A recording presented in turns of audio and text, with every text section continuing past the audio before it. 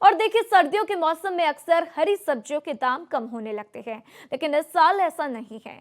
मुंबई में हरी सब्जियों के दाम नीचे जाने के बजाय बढ़ते ही जा रहे हैं। इसकी वजह क्या है? भारत एक्सप्रेस संवाददाता आंचल तिवारी की ये रिपोर्ट देखिए। बदलते मौसम के साथ अब सब्जियां भी महंगी हो गई हैं। सब्जियों के दाम आसमान छू रहे हैं। जिस तरीके से बेमौसम बारिश हुई थी, उसके बाद फसल को काफी नुकसान हुआ था और जो आपूर्ति की जानी चाहिए थी वो अब बाजार में नहीं हो पा रही है, जिसकी वजह से सब्जियों के दामों में उछाल देखा जा रहा है।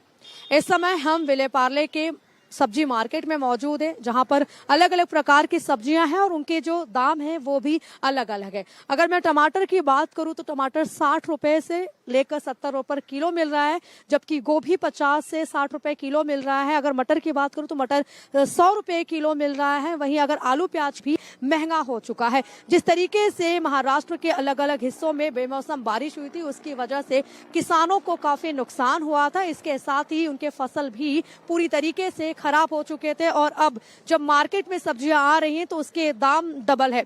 यहाँ पर जो सब्जी बेचने वाले हैं उनसे हम बातचीत करेंगे। सर देखिए, जिस तरीके से अभी सब्जियों के दाम बढ़े हैं, सर्दी एक ऐसा मौसम होता है जब सब्जियों के दाम में हम कमी देखते हैं। क्या कुछ अभी माहौल है और जब आप लोग खरीदारी करते हैं तो क्या कुछ भाव में सब्जियां ले रहे हैं आप लोग? अभी जो पहले का मौसम था, जो बारिश हुआ था तो उसकी वजह से वो झाड़ गल गया था तो महंगा हो गया था। अब जो झाड़ नया आएगा ना, उसके हिसाब से सब्जी मिलेगा। अभी क्या हाल है बाजार में? कितनी महंगी सब्जी मिल रही है? अभी महंगी है सब्जी। हाँ। क्या आप लोगों को कोई मुनाफा हो पा रहा है? आप लोग थोक में सब्जियां खरीदते हैं?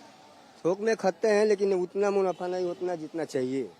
तो देखिए, जिस तरीके से हमने इनसे बातचीत की, इनका कहना है कि जो फसल नुकसान हो गए थे उसके बाद आपूर्ति, जो डिमांड होती है वो पूरी नहीं हो पा रही थी और एपीएमसी जो कि सबसे बड़ा मंडी है, वहां पर सब्जियों से जगह जगह सप्लाई किया जाता है सब्जियों को और उसके बाद अलग अलग मार्केट में जाके उसके अलग अलग रेट हो जाते हैं, क्योंकि जो सब्जी करता है या फिर जो दूसरे लोग हैं वो उसके रेट निकालने के बाद उन सब्जियों को बेचते हैं। तो ऐसे में देखिए, जिस तरीके से मुंबई में सब्जियां महंगी हुई हैं उसका असर आम जनता के जेब पर भी पड़ता हुआ दिखाई दे रहा है। कैमरामैन घनश्याम के साथ में आंचल तिवारी, भारत एक्सप्रेस।